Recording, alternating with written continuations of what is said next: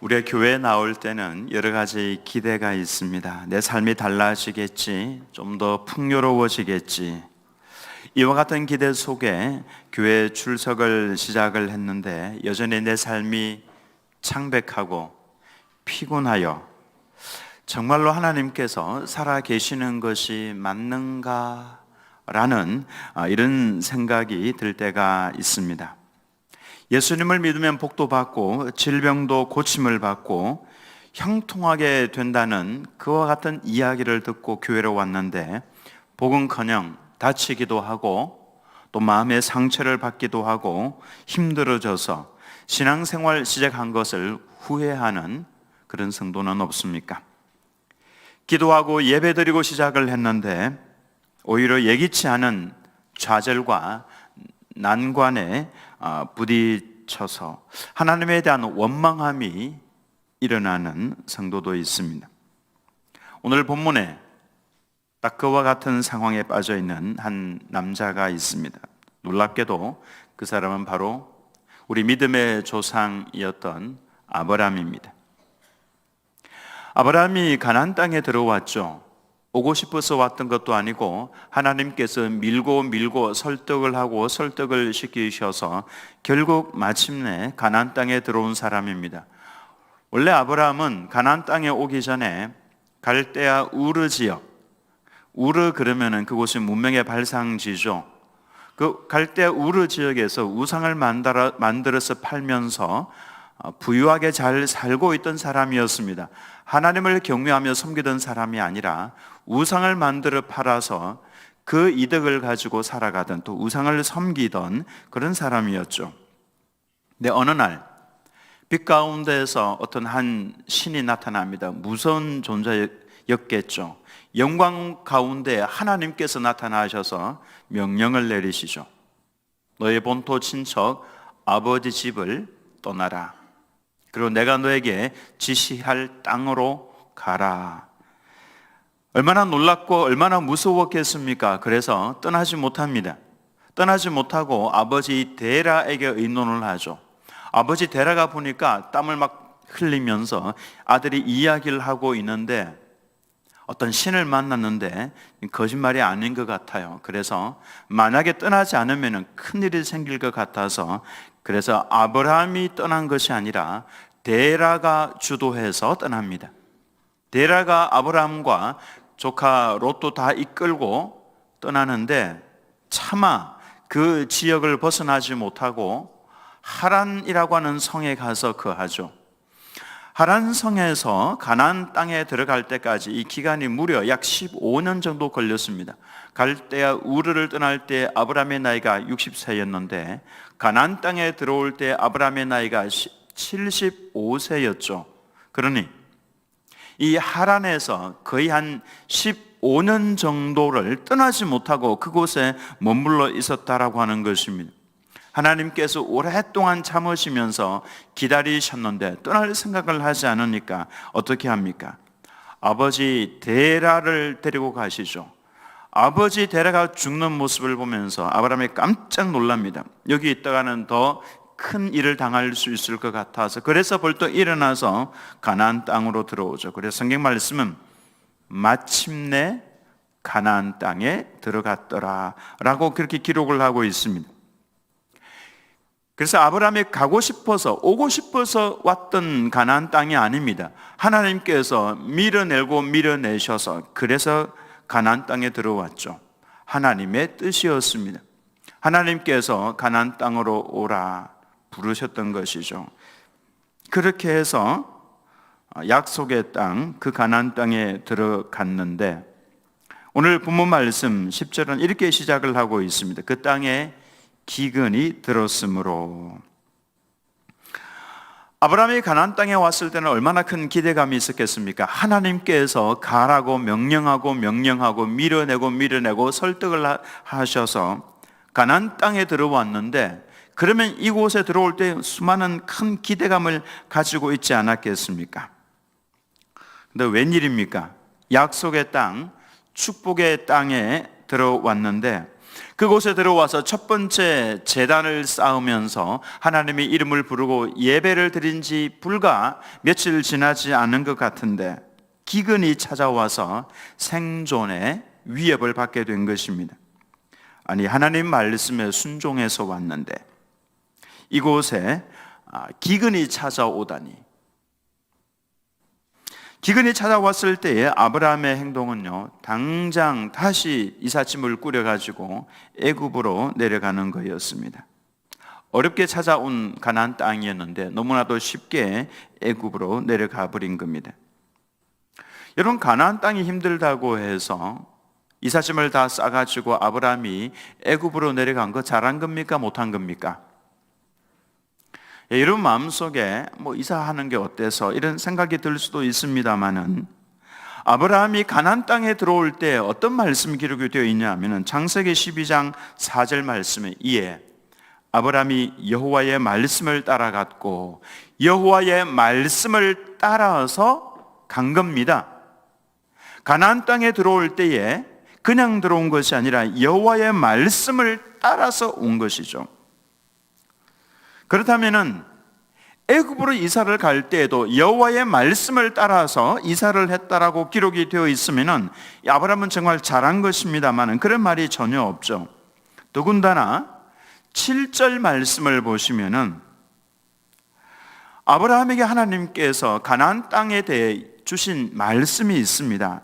창세기 12장 7절 말씀에 여호와께서 아브라함에게 나타나 이르시되 내가 이 땅을 네 자손에게 주리라 이렇게 말씀을 하셨습니다.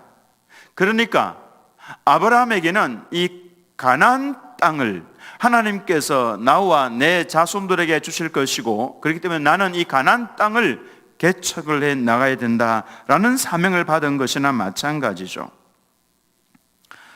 얼마나 가나안 땅에 대해서 기대감을 가지고 있었겠습니까마는 이 말씀을 받은 지 얼마 지나지 않아서 그 땅에 기근이 찾아왔습니다.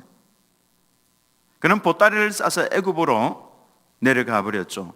이거는 기근을 피해서 도피한 것이나 마찬가지입니다. 그의 인생에 다가온 어려움을 하나님 앞에 무릎 꿇고 기도하며 헤쳐나간 것이 아니라 그 어려움을 피해서 도피한 것이죠.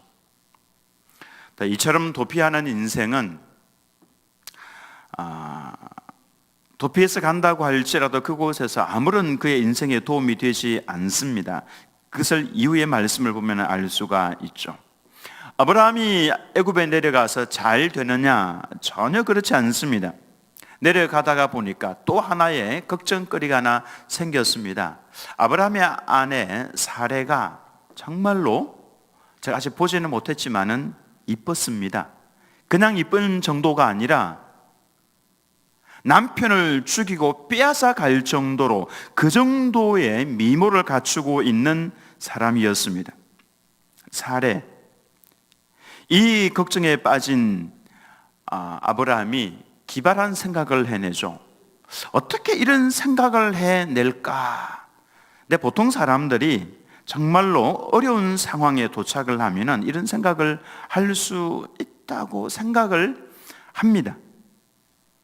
아브라함이 자신의 아내에게 아주 치졸한 부탁 하나를 하죠. 여보, 누가 당신과 나 사이에 대해서 물어보면은 나를 오빠라고, 당신은 내 누이 동생이라고 그렇게 좀 대답을 해주면은 내가 좀 살 수 있을 것 같아. 안 그러면은 사람들이 나를 죽이고 당신을 빼앗아 갈 것 같으니까. 믿음의 조상 아브라함도 사실 별 볼 일 없구나 이렇게 생각이 들죠.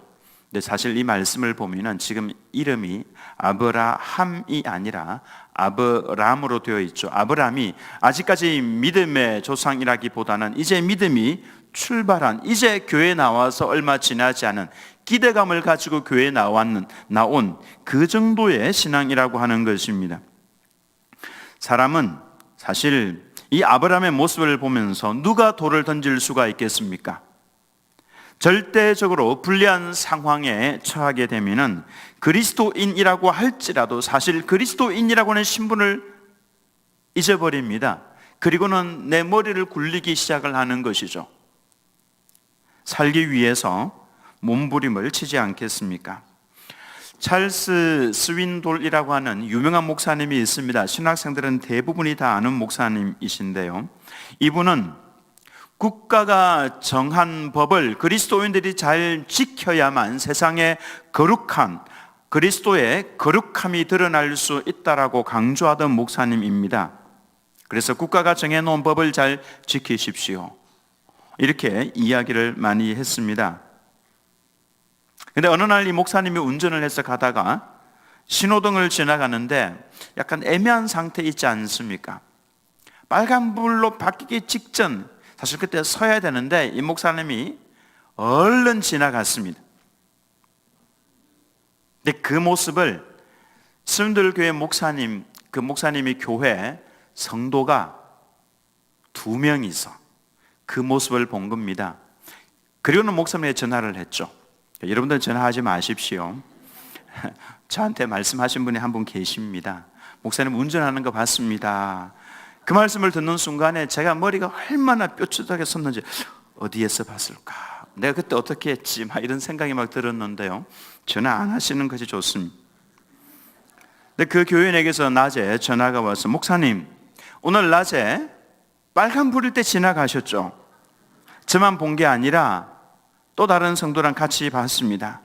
그러면서 하는 말씀이요, 목사님 잠깐 만나죠.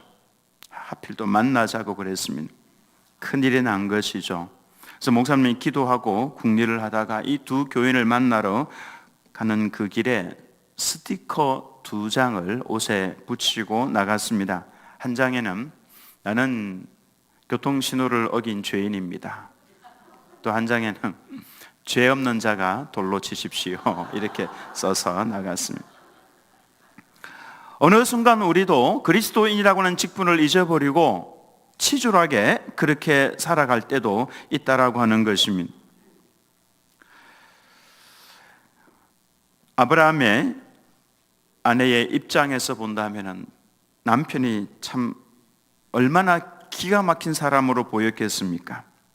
남편이라는 자가 위험해서 아내를 온몸으로 막아내면서 지켜주는 것이 아니라 자기 목숨이 아까워서 부부가 아니라 오빠고 누이라고 거짓말을 강요하다니 얼마나 서운하고 기가 막혔겠습니까?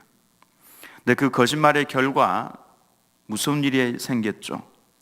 애굽의 왕이 이 사례의 미모에 대한 소문을 듣고 사례를 자신의 아내로 맞이하기 위해서 사람을 보냈습니다. 그냥 보낸 것이 아니라 양과 소와 노비와 암수 나귀와 낙타를 가지고 왔습니다. 당신의 여동생을 내게 아내로 주십시오. 대신에 이 많은 재물들을 드리겠습니다. 딱 보면 이게 무엇입니까? 아내를 팔고 재물을 얻은 겁니다. 아내를 넘겨주고 수많은 재물을 얻어서 부자가 된 것이죠. 참 기가 막힌 일이 일어난 겁니다. 여러분, 아브라함의 잘못이 무엇입니까? 가나안을 떠나서 하나님의 말씀이 아니라 자신의 꾀를 따라서 가나안을 떠나 애굽으로 내려간 것이죠. 그리고 위기의 순간에 하나님을 의지하는 것이 아니라 자기의 꾀를 의지해서 거짓말을 한 것이죠. 그로 인해서 자신의 아내를 빼앗기는 초유의 사태를 당했는데 대상이 바로 애굽의 절대 군주인 왕이었습니다. 여러분, 이런 상황에서 만약에 여러분들이 하나님이시라면은 누구에게 회초리를 대겠습니까? 하나님의 말씀도 듣지 않고 이삿짐을 싸서 애굽으로 내려간 아브라함, 그리고 자신의 아내를 누이라고 거짓으로 말을 하고 수많은 재물을 받은 아브라함, 이에게 회초리를 드는 것이 맞겠습니까? 아니면은 정당한 방법으로 많은 재물을 넘겨주고 여동생을 데리고 온 자신의 아내로 삼기 위해서 여동생을 데리고 온 그 바로에게 회초리를 드는 것이 맞겠습니까? 제가 볼 때는 회초리를 아브라함에게 들어야 됩니다. 그러나 놀랍게도 하나님께서는 이 회초리를 아브라함이 아니라 애굽 왕에게 들었습니다.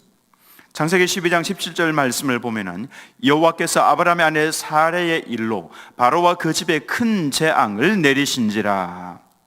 재앙을 바로의 온 사람들에게 다 내렸다라고 하는 것입니다. 하나님께서는 아브라함에게 약속을 하셨죠. 네가 가는 곳마다 복을 내릴 것이다. 네가 가는 곳마다 너로 인해서 열방이 복을 받게 될 것이다 라고 그렇게 약속을 하셨는데, 아브라함이 하나님의 말씀대로 제대로 살지를 못하니까 아브라함 때문에 주변에 있는 많은 사람들이 재앙을 받게 되는 것입니다. 하나님께서는 이처럼 바로에게 재앙을 내리시면서 그에게 회초리를 드시면서 돌려보내라 아주 단호하게 명령을 내리셨습니다. 그래서 아브라함은 아내를 돌려받았습니다. 아내를 돌려받고 자신이 받은 재물을 다시 바로에게 돌려주었는데 그렇지 않습니다. 그거 다 가지고 나왔죠. 재물도 다 얻었고 그 다음에 자신의 아내도 돌려받아서 얼마나 그 멋쩍겠습니까? 남편으로서, 남자로서 자신의 그 아내를 데리고 얼른 가나안 땅으로 올라갑니다. 결과적으로 보면 오히려 더 잘된 상태에서 돌아간 것이죠. 자, 이 사건을 한번 정리해 보겠습니다. 아브라함은 하나님과 의논하지 않고 하나님께서 주신 그 땅을 떠났습니다. 그리고는 애굽으로 내려갔죠. 거짓말을 하면서 아내의 마음에 못을 박았습니다. 그럼에도 불구하고 하나님께서는 아브라함에게 매를 드신 것이 아니라 애굽 왕 바로에게 매를 들었죠. 아브라함은 오히려 많은 재물을 얻어서 가나안 땅으로 돌아왔습니다. 우리가 이 상황을 어떻게 해석을 해야 되겠습니까? 먼저 사례를 생각을 해보겠습니다. 참 듬직한 남편이라고 따라왔는데 그 남편이 아내라고 그러지 않고 오빠라고 부르라고 그러고, 그래서 자기 살겠다고 사례를 팔아버렸습니다. 재물을 받고 팔았습니다. 근데 하나님께서는 사례를 불쌍히 여기셨습니다. 억울한 일을 당했죠. 아마도 바로 궁에 갔을 때 얼마나 두렵고 무서웠겠습니까? 그런 사례를 하나님께서는 불쌍히 여기셨습니다. 억울한 일을 당하는 사람 하나님께서는 유심히 보십니다. 억울한 일을 당했다고 해서 너무 억울해하지 마시기 바랍니다. 오히려 하나님 앞에 엎드려서 기도하시기 바랍니다. 그러면은 그 억울한 일을 당한 것 하나님께서 다 기억하고 보고 계시는 거죠. 그래서 애통하는 자가 복이 있나니 저희가 위로를 받을 것이라고 그랬죠. 억울한 일을 당해서 가슴이 아픈 분들을 하나님 앞에서 우시기 바랍니다. 하나님께서 그 울음을 보시고 귀하게 보시고 위로해 주시는데, 하나님께서 위로를 해 주시면 하나님의 놀라운 능력을 경험을 할 수가 있습니다. 이 사건에서 가장 큰 은혜를 받은 사람은 바로 사레라고 할 수가 있습니다. 사레가 궁에 들어간 아무도 손을 대지 못합니다. 바로도 손을 대지 못하고 두려워합니다. 그리고는 사레를 그대로 돌려보냈죠. 사레는 압니다. 하나님께서 나와 함께하고 계시고 나를 지키시고 도와주고 계신다라고 하는 것을 이 억울한 사례는 깊이 경험을 했던 것입니다. 그리고 사실 하나님께서는 하나님의 자녀들에 대해서 회초리를 함부로 드시는 분이 절대로 아닙니다. 성도가 잘못을 하면은 하나님께서는 벼락을 내리시는 분이다, 이렇게 생각을 하시면 안 됩니다. 하나님께서는 어떤 분이시냐면 오랫동안 참으시는 분입니다. 참고 참으시는데 사람은 잘 참지 못하죠. 한 번 참고 두 번 참고 세 번째가 되면 어떡합니까? 참는데도 유분수가 있지, 막 그렇게 이야기를 하면서 폭발을 하지 않습니까? 그러나 하나님께서는 참으셨습니다. 아브라함은 이미 그 참으시는 하나님을 15년이나 경험을 했습니다. 너희의 본토 친척 아비 집을 떠나라, 그리고 가나안 땅으로 가라고 하시는 하나님의 이 말씀을 15년 동안이나, 무려 15년 동안이나 순종하지 않고 있었죠. 그러나 하나님은 그 기간 동안 참으시면서 설득하고 밀고 밀어서 결국에는 가나안 땅에 들어가게 하셨죠. 아브라함이 신앙에 좋아서 알겠습니다 하고 바로 순종하지 않았다라고 하는 것입니다. 오랫동안 참으셨습니다. 제가 새 가족을 신방을 하면서 이분이 대화를 나누어 보면은 이분이 예수님을 믿고 주님께로 돌아오기까지 어떤 분은 약 80년, 어떤 분은 70년, 어떤 분은 50년이나 기간이 걸린 분들이 있습니다. 제가 그분에게 이렇게 물어봅니다. 그동안에 하나님께서 자꾸 부르셨을 텐데 성도님 마음속에 너는 내 아들이니 내게로 오라고, 속히 돌아오라고 하시는 하나님의 그 음성을 그동안에 듣지 못했습니까? 그러면 이런 말씀을 합니다. 목사님, 많이 들었습니다. 많이 들었습니다. 그게 뭔지 아십니까? 하나님께서 참고 기다리시면서 계속해서 말씀을 하시는 겁니다. 설득을 하시고 두들기시는 거죠. 그러면서 내게로 오라고. 하나님께서는 쉽게 회초리를 드시는 분이 아니다라고 하는 것입니다. 은혜를 베푸시면서 기다리고 계시는 거죠.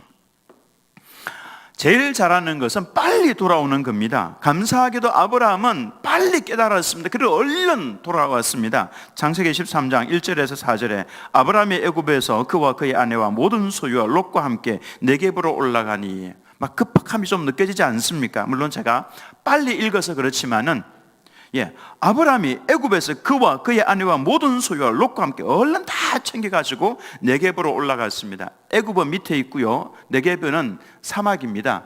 광야 지역인데 그 위쪽, 그곳으로 바로 올라갔다라고 하는 것이죠. 그 다음에 아브라함에게 가축과 은과 금이 풍부하였더라. 그가 네겝에서부터 길을 떠나 베델에 이르며 베델과 아이 사이 고전에 장막 쳤던 곳에 이르니 그가 처음으로 제단을 쌓은 곳이라. 그가 거기서 여호와의 이름을 불렀더라. 원래 그가 있던 그곳, 하나님께 제사를 지냈던 그곳에 돌아왔습니다. 무슨 생각을 했겠습니까? 내가 왜 실수로 그곳에 내려가서 그 고생을 하고 이렇게 왔던가? 내가 처음부터 기근이 있을 그때에도 떠나지 않고 여기에 있었더라면, 여기에서 계속 여호와의 이름을 부르고 하나님께 예배를 드렸더라면, 그 방법이 가장 지혜로운 방법이죠.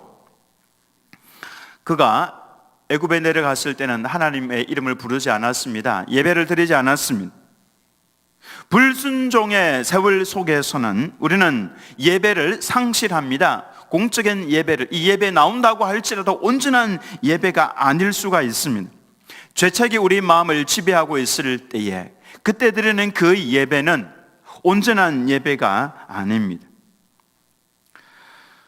아브라함이 이제 돌아오자마자 여호와의 이름을 부르죠. 여기에서 여호와의 이름을 불렀더라고 했는데, 이 여호와라고 하는 이름 단어에는 여러 가지 의미가 있습니다. 그 의미 중에 어떤 뜻이 있냐 하면은 신실하신 하나님, 즉 약속을 지키시는 하나님이라고 하는 의미가 그 속에 들어가 있죠. 이제 아브라함이 왜 그곳에서 여호와의 이름을 부릅니까? 하나님, 이제는 기근이 와도 주님께서 약속하신 그 말씀, 이 땅을 나와 내 자녀에게 주겠다라고 했던 그 약속의 말씀 제가 붙들고 살겠습니다. 이제 기근이 온다고 할지라도 주님의 약속 이거 꼭 제가 붙들고 살겠습니다. 하나님도 그 약속 꼭 지켜주십시오. 이 여호와 이름을 불렀다, 이 말씀은 주님, 제가 이제부터는 주님의 말씀 붙들고 살아가겠습니다, 그 의미를 가지고 있는 것이죠. 아마도 그가 그곳에서 여호와 이름을 부를 때에 많이 울었을 겁니다. 주님, 고맙습니다. 제가 실수해서 제 마음대로 애굽에 내려갔지만은 하나님께서 많은 은혜를 또 부어주셔서 이렇게 살아서 돌아올 수 있도록 해주셔서 감사합니다. 그런다고 해서 여러분, 하나님을 이용해서는 안 됩니다. 이렇게 죄를 범했는데 하나님께서 해초리 들지 아니하시고 더 많은 재물을 주셔서 큰 은혜를 주셔서 이렇게 거부가 되어서 돌아오게 하시는구나. 그렇다면은 나도 그리 해봐야 되겠다. 그렇게 하시면 안 된다라고 하는 겁니다.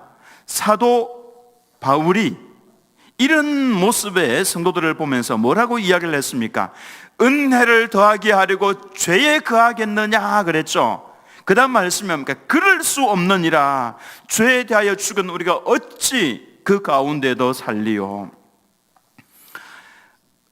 사실 아브라함은 내려갔다가 더 큰 은혜를 받고 돌아왔습니다. 큰 은혜를 받고 돌아왔는데 나도 좀 저렇게 그래서는 안 된다라고 하는 겁니다. 그러나 아브라함이 만약에 떠나지 않고 기근 가운데 있으면서 계속해서 여호와의 이름을 부르면서 그곳에서 주의 말씀 붙들고 주님이 약속해 주신 그 말씀 이루어 주옵소서 그랬더라면은 애굽에서도 그 큰 은혜를 부어 주셨는데 가나안 땅에서 얼마나 더 큰 은혜를 부어 주셨겠습니까? 우리는 이 생각을 해야 된다라고 하는 것입니다. 이 경험을 통해서 아브라함은 두 가지를 깊이 깨닫습니다. 첫 번째로는 하나님이 어떤 분이신가라고 하는 것을 깨달았습니다.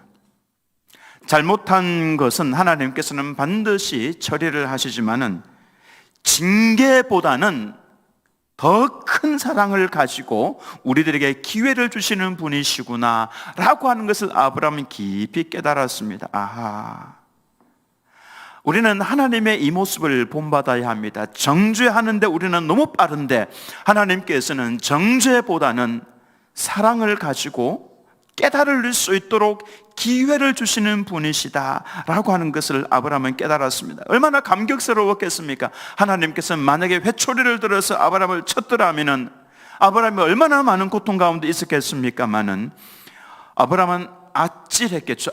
내가 잘못했었구나. 내가 떠나는 것이 아니었는데, 그리고 내가 거짓을 말하는 것이 아니었는데, 근데 하나님께서 아브라함을 야단치지 아니하시고 큰 은혜를 부어주셔서 회복을 시켜주시는 이 모습을 보면서 하나님은 이런 분이시구나. 앞으로는 내가 이와 같은 죄악 가운데 빠지지 말아야 되겠다. 감사하고 감격하면서 하나님의 품에 안겼다라고 하는 것입니다. 두 번째로 아브라함은 자기 자신에 대해서 분명하게 알게 되었습니다. 우리는 어려운 일에 부딪혀 보면은 우리 자신의 솔직한 모습이 그대로 나오는 것을 발견을 하게 될 겁니다. 별 수 없이 위기 속에서는 거짓말도 하고 자기 목숨을 살리기 위해서는 아내를 누이 동생이라고 하는 이 모습, 이런 추악하고 더러운 모습이 내 속에 있구나, 아주 나는 이와 같은 악한 존재구나라고 하는 것을 발견을 합니다. 그러면서 하나님을 의지하고서는 내가 정상적인 생활을 할 수 없다라고 하는 것을 아브라함이 깊이 깨달았습니다. 그리고는 이제 그는 제단으로 돌아간 것이죠. 다시금 제단을 쌓고 여호와의 이름을 불렀습니다. 하나님, 떠나지 않겠습니다. 제가 지금부터 늘 말씀 붙들고 살아가겠습니다. 제가 어릴 때부터 간혹 들었던 기도가 있습니다. 하나님, 제가 실수로 일을 벌렸지만은 하나님 좀 수습해 주십시오. 이 기도. 하나님, 제가 실수로 이렇게 일을 했지만은 제가 부족해서 그렇습니다. 하나님, 수습해 주십시오. 여러분도 하나님 앞에 엎드려서 이 기도를 한번 들어보시기 바랍니다. 네, 이 기도를 이용을 해서는 안 되고요, 하나님께서는 중심을 보시는 겁니다. 네가 진짜 진심으로 가슴 아파하면서 내게 기도하고 있구나. 하나님께서 딱 그 모습을 보시면서 그 기도의 소리를 들으시고 하나님께서 수습을 해 나가시는 겁니다. 하나님 앞에 우리는 이 기도를 드릴 수 있어야 합니다. 우리가 실수하더라도 하나님께서는 회초리를 바로 드시는 분이 아니라 큰 사랑으로 품어주시면서 우리가 깨닫고 회개하고 감격스러워하며 눈물 흘리며 돌아오기를 기다리시는 분이시죠.